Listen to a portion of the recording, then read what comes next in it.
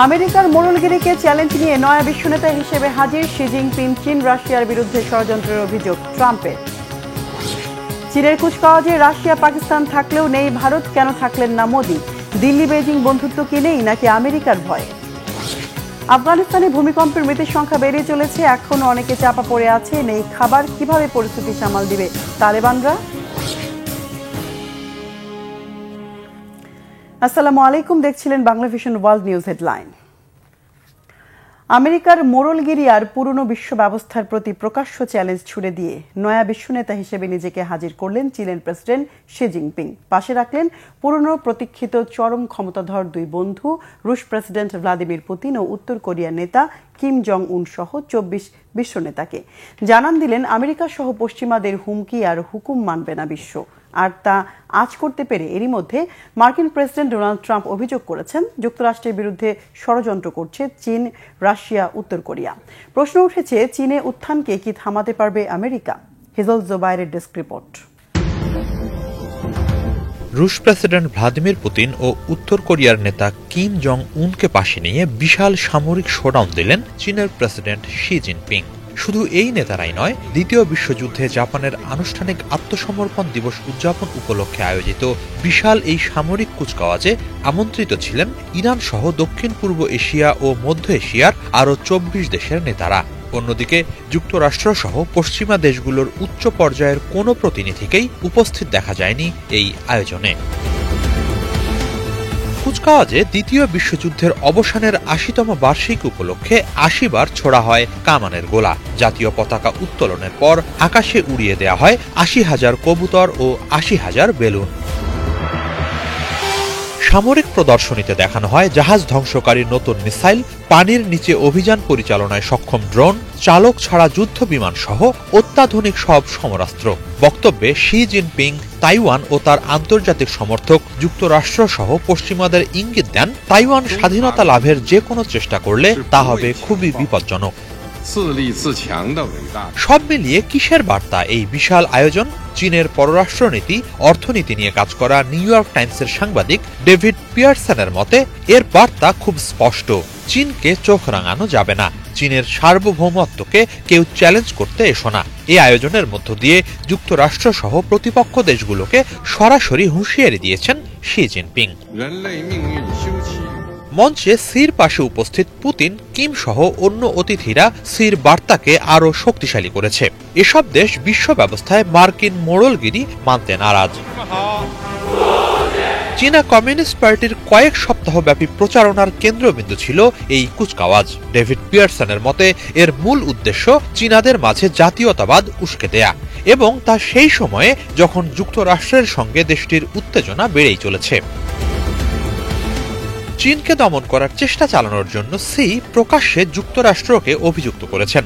এদিন ঐতিহাসিক তিয়ানআনমেন গেটের মঞ্চ থেকে যুক্তরাষ্ট্র সহ প্রতিদ্বন্দ্বী বা বৈরী ভাবাপন্ন দেশগুলোকে সতর্ক করে দিয়ে শি জিনপিং বলেন, চীনারা এক মহান জাতি। এই জাতি কোনো অত্যাচারকে ভয় পায় না, নিজের শক্তির ওপর ভর দিয়ে দৃঢ়ভাবে দাঁড়িয়ে থাকে। এদিকে তাৎক্ষণিকভাবেই শি জিনপিং এর এ বার্তার প্রতিক্রিয়া মেলে।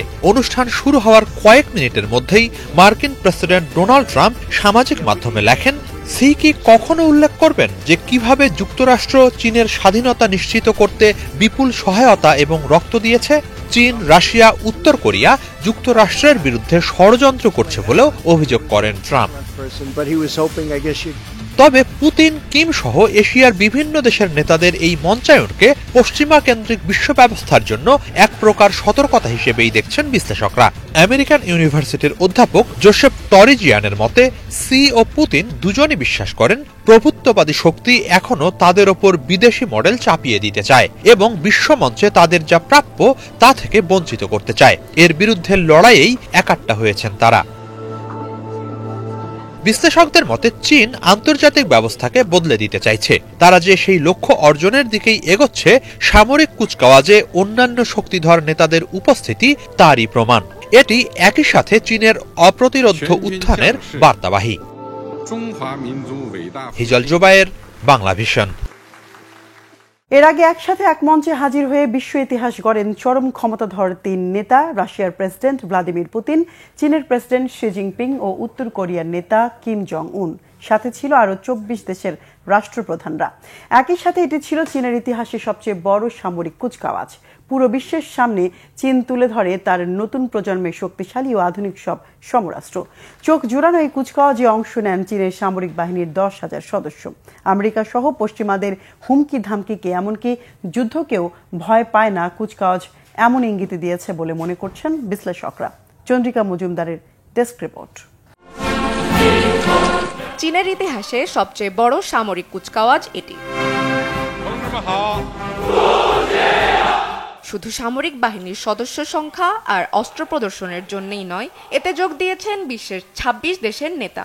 সবচেয়ে বড় বিষয়, বিশ্ব ইতিহাসে এই প্রথম একসাথে এক মঞ্চে দেখা গেল তিন ক্ষমতাধর রাষ্ট্রপ্রধানকে, চীনের প্রেসিডেন্ট শি জিনপিং, রাশিয়ার প্রেসিডেন্ট ভ্লাদিমির পুতিন ও উত্তর কোরিয়ার নেতা Kim Jong উনকে।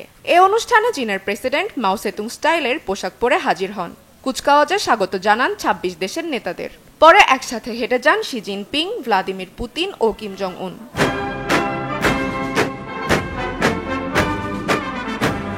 তিয়ানজিনে Shanghai cooperation organisation এসসিওর সম্মেলন শেষে আসলো এই বিশাল সামরিক কুচকাওয়াজ।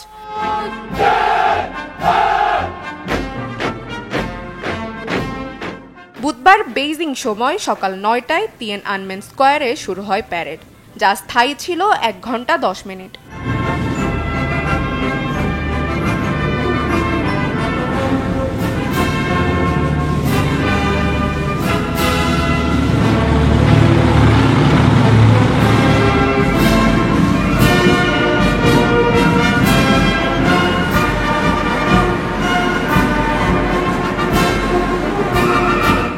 কুচকাওয়াজে দ্বিতীয় বিশ্বযুদ্ধের অবসানের ৮০তম বার্ষিকী উপলক্ষে ৮০ বার কামানের গোলা ছোড়া হয়। অনুষ্ঠান জুড়ে ছিল নানা প্রতীকী আয়োজন। এতে চীনের সামরিক বাহিনী পারমাণবিক অস্ত্রবাহী ক্ষেপণাস্ত্রের উন্নত সংস্করণ DF-5C স্টেলথ ড্রোন, লেজারের অস্ত্র LY-1 ছাড়াও অত্যাধুনিক বিমান আর সাজোয়া যানের বহর প্রদর্শন করেন।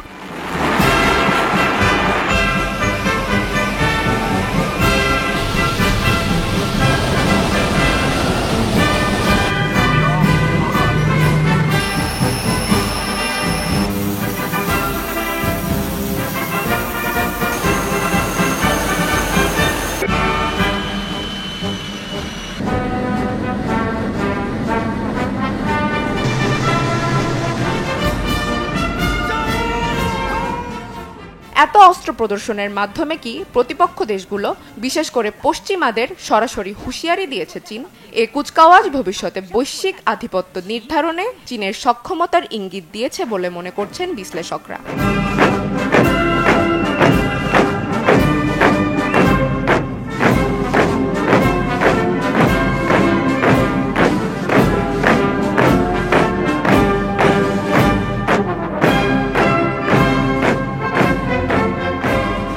কুচকাওয়াজ শেষে দেয়া বক্তব্যে চীনের প্রেসিডেন্ট হুঁশিয়ার করে দিয়ে বলেন, কোনো ধরনের সহিংসতা ও যুদ্ধকে ভয় পায় না তার দেশ।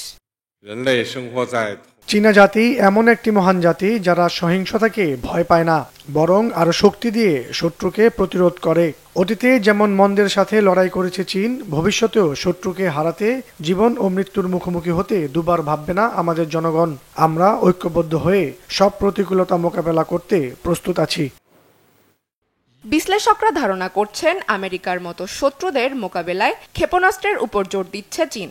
দেশটি তার প্রতিরোধ কৌশলের একটি গুরুত্বপূর্ণ অংশ হিসেবে নতুন প্রযুক্তির ক্ষেপণাস্ত্র ও AI ড্রোন বাহিনী তৈরি করেছে। তবে চীন তার সমরাস্ত্র বাড়ালেও সামরিক ক্ষেত্রে আমেরিকা এখনো বেইজিং থেকে অনেক বেশি শক্তিশালী বলে মনে করছেন বিশ্লেষকরা।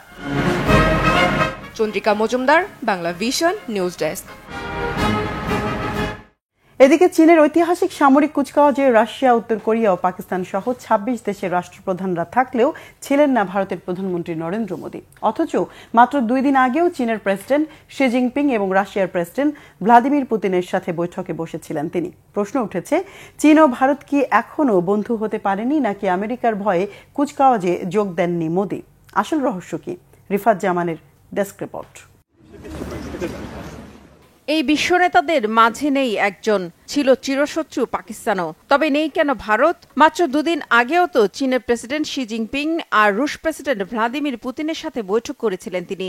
প্রিয় বন্ধু, আমেরিকার শুল্ক চাপে পিষ্ট হয়ে ভারত সুসম্পর্ক গড়ে তুলেছিল শত্রু চীনের সাথে। হঠাৎ এমন কি হয়েছে? চীনের ঐতিহাসিক সামরিক কুচকাওয়াজ, যেখানে রীতিমতো নিজেকে নয়া বিশ্ব নেতা হিসেবে তুলে ধরেছেন চীনের প্রেসিডেন্ট শি জিনপিং, সেই অনুষ্ঠানেই দেখা গেল না ভারতের প্রধানমন্ত্রী নরেন্দ্র মোদীকে।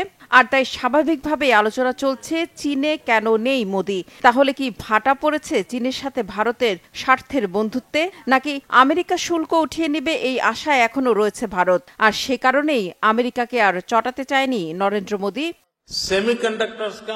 বিশ্লেষকরা বলছেন মোদী না থাকার পেছনে কাজ করছে কূটনৈতিক ও রাজনৈতিক কারণ। রাশিয়া থেকে তেল কেনার জেরে ভারতের উপর 50% শুল্ক আরোপ করে ট্রাম্প প্রশাসন। এ নিয়ে চলছে দুই দেশের মধ্যে পাল্টাপাল্টি হুমকি, কথার যুদ্ধ।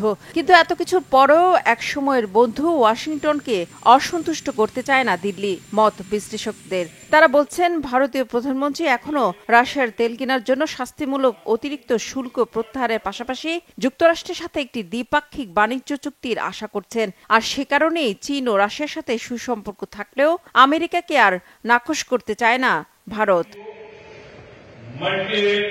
পাশাপাশি আরেকটি কারণ উল্লেখ করেছেন বিশ্লেষকরা। তারা বলছেন এশিয়ার শক্তিধর এই দুই দেশ ভারত ও চীনের মধ্যে এখনো অনেক আস্থার ঘাটতি রয়েছে। বিশেষ করে তাদের একে অপরের বিরুদ্ধে এখনো অনেক উচ্চ শুল্ক কার্যকর রয়েছে। চীনের সাথে চলমান $99 বিলিয়ন বাণিজ্য ঘাটতি সম্পর্কেও সতর্ক মোদী প্রশাসন। এছাড়া 2020 সালে গালওয়ান উপত্যকায় ভারত চীন সেনাদের মাঝে সংঘর্ষের পর ভারতের জনগণের মধ্যে চীন বিরোধী তীব্র ক্ষোভ তৈরি হয়েছে। পাশাপাশি ভারতের সাথে সাম্প্রতিক সংঘর্ষে চীনের অস্ত্র ব্যবহার করেছে পাকিস্তান। আর তাই ভারত ও চীন একে অপরের সামরিক শক্তির প্রশংসার বিষয়ে অনেক বেশি সতর্ক। চীনের সামরিক শক্তিমত্তাকে এখনই স্বীকৃতি দিতে নারাজ ভারত। আর চীনও শত্রু থেকে স্বার্থের কারণে বন্ধু করে নেয়া ভারতকে পুরোপুরি বিশ্বাস করতে স্বস্তি বোধ করছে না। কেননা এটা তো সবারই জানা, আমেরিকাকে ঘায়েল করতে কাছাকাছি এসেছে দুই প্রতিবেশী শত্রু দেশ চীন ও ভারত। আর তাই ভারতের বদলে পরীক্ষিত বন্ধু রাশিয়া, উত্তর কোরিয়া আর পাকিস্তানকে নিয়ে অনেক বেশি স্বাচ্ছন্দ্য বোধ করছে চীন, এমনটা মনে করছেন বিশ্লেষকরা। তারা বলছেন শেষ পর্যন্ত রাজনৈতিক ও কূটনৈতিক বহু হিসাব নিকাশ করেই ভারতের প্রধানমন্ত্রী নরেন্দ্র মোদী চীনের শক্তিমত্তা প্রদর্শনের দিনে হাজির হননি। রিফাত জামান, বাংলাভিশন নিউজ ডেস্ক। আফগানিস্তানে সাম্প্রতিক ভয়াবহ ভূমিকম্পের পরপর এবার দেশটিতে নতুন করে আঘাত এনেছে 5.2 মাত্রার আফটার শক। এর আগে 6 মাত্রার কম্পনে পূর্বাঞ্চলে ধসে পড়ে 5000-এর বেশি ঘরবাড়ি। নিহতের সংখ্যা ছাড়িয়েছে 1400। আহত ও বাস্তুহারা মানুষের আত্মচিৎকারে ভারী হয়ে আছে কুনার ও নানগারহার। দুর্গম পাহাড়ি এলাকা ও প্রতিকূল আবহাওয়ার কারণে উদ্ধার তৎপরতা ব্যাহত হচ্ছে। খাদ্য ও আশ্রয়ের তীব্র সংকটে সহায়তার হাত বাড়িয়েছে জাতিসংঘ, ভারত, যুক্তরাজ্য ও চীন সহ বিভিন্ন দেশ। হাফিজুল ইসলামের ডেস্ক রিপোর্টে বিস্তারিত। 1 সেপ্টেম্বর ভোরের আগে ভয়ঙ্কর ভূমিকম্পে কেঁপে ওঠে আফগানিস্তান। এর তাণ্ডবে দেশটির পূর্বাঞ্চল পরিণত হয়েছে মৃত্যুপুরীতে। মাত্র কয়েক সেকেন্ডের 6 মাত্রার কম্পনে এর মধ্যেই মৃতের সংখ্যা 1400 ঘর ছাড়িয়েছে। ধ্বংস হয়ে গেছে 5000-এর বেশি বাড়িঘর। হাজার হাজার আহতের আর্তচিৎকার আর বাস্তুহারা মানুষের আহাজারিতে ভারী হয়ে আছে দুর্গম পার্বত্য অঞ্চল। চরম বিপদের মধ্যেই 3 সেপ্টেম্বর নতুন করে আঘাত হানে 5.2 মাত্রার আফটার শক। সংকট জর্জরিত আফগানিস্তানে এমন বিপর্যয় কিভাবে সামাল দেবে বর্তমান সরকার?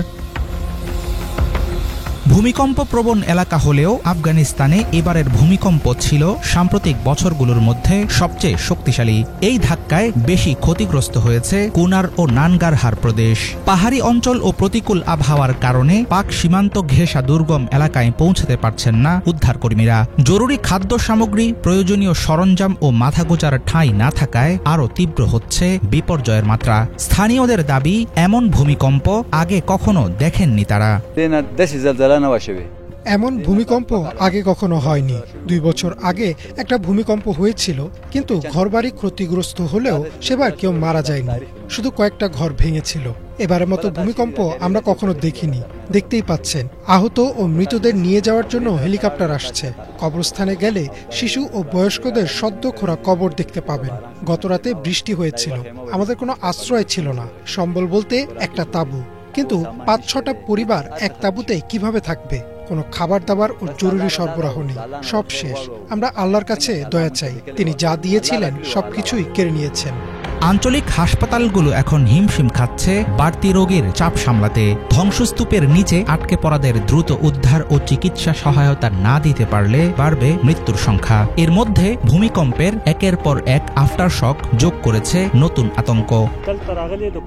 এখানে এখন সবকিছুই দরকার, বিশেষ করে ওষুধের প্রয়োজন, জরুরি মাথা গোঁজার মতো আশ্রয়। মানুষের থাকার জায়গা পর্যন্ত নেই। যেসব ঘর দেখছেন সবই ধ্বংস হয়ে গেছে, মাটি এখনো কাঁপছে। মাত্র 2 মিনিট আগে কয়েকটা কম্পন হয়েছে, প্রতি 5 থেকে 10 মিনিট পর পর কম্পন হচ্ছে। মানুষ ভয়ে আতঙ্কিত হয়ে ঘরবাড়ি ছেড়ে খোলা আকাশের নিচে থাকছে। বৃদ্ধ, শিশু আর নারীরা সবাই ভয়ের মধ্যে আছে।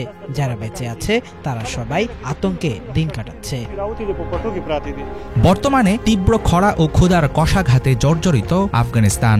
দেশটিতে ব্যাপক হারে কমেছে বিদেশি ত্রাণ সহায়তার পরিমাণ। প্রাণঘাতী ভূমিকম্পে টালমাটাল পরিস্থিতি মোকাবেলায় জরুরি তহবিল ঘোষণা করেছে জাতিসংঘ। $1.3 মিলিয়ন সহায়তার প্রতিশ্রুতি দিয়েছে যুক্তরাজ্য। 1000 তাঁবু ও 15 টন খাদ্য সহায়তা পাঠিয়েছে ভারত। পাশে দাঁড়াচ্ছে চীন ও সুইজারল্যান্ড সহ বিভিন্ন দেশ। বিশেষজ্ঞদের আশঙ্কা, সাম্প্রতিক ভূমিকম্পের জের আফগানিস্তানকে ভোগ করতে হবে দীর্ঘ সময় ধরে। হাফিজুল ইসলাম, বাংলা ভিশন। মালয়েশিয়ার রাজধানী কুয়ালালামপুরে অভিবাসী বিরোধী অভিযান চালিয়ে 770 জনকে আটক করেছে পুলিশ। তাদের মধ্যে 377 জন বাংলাদেশি। মালয়েশিয়ার অভিবাসন বিষয়ক সংস্থার পরিচালক জাকারিয়া সাবান জানিয়েছেন, 3 সপ্তাহ ধরে গোয়েন্দা তথ্য সংগ্রহের পরে অভিযান চালানো হয়েছে। কুয়ালালামপুরের বুকিত বিনতাং এলাকার জালান বেদারার একটি ভবনে জুয়ার আসর থেকে অনেককেই আটক করা হয়। মেয়াদ শেষ হওয়ার পরও মালয়েশিয়া অবস্থান, পরিচয়পত্র না থাকা, জাল পরিচয়পত্র আর পাসপোর্ট সাথে রাখার অভিযোগে এসব ব্যক্তিকে আটক করা হয়। অভিযানের সময় দক্ষিণ ও দক্ষিণ পূর্ব এশিয়ার বিভিন্ন দেশের শত শত অভিবাসী পালানোর চেষ্টা করলে তাদের ঘিরে ফেলা হয়। ওই এলাকায় অভিবাসীরা অনৈতিক কর্মকাণ্ড চালাচ্ছে, স্থানীয়দের এমন অভিযোগের পরেই পদক্ষেপ নেয় আইনশৃঙ্খলা বাহিনী। সিসিটিভি ফুটেজে তাদের অনৈতিক কর্মকাণ্ডের প্রমাণ পাওয়া গেছে।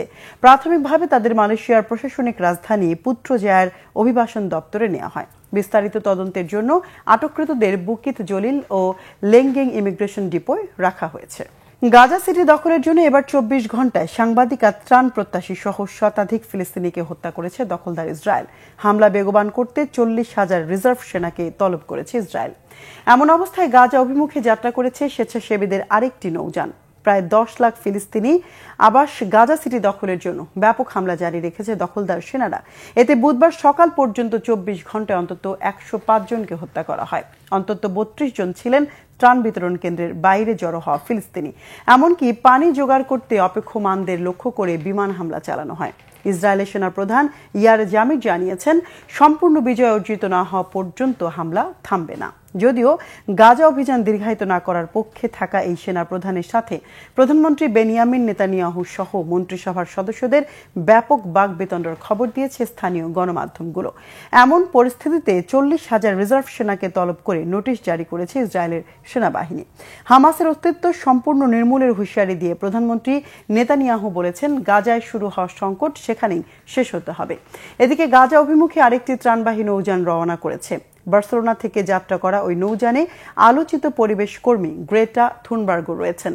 এর আগে গাজার কাছাকাছি জলসীমায় পৌঁছে যাওয়া ফ্রিডম ফ্লোটিলা আটকে দিয়ে এই থুনবার্গ সহ স্বেচ্ছাসেবীদের আটক করে নিজ নিজ দেশে ফেরত পাঠিয়েছিল ইসরায়েল।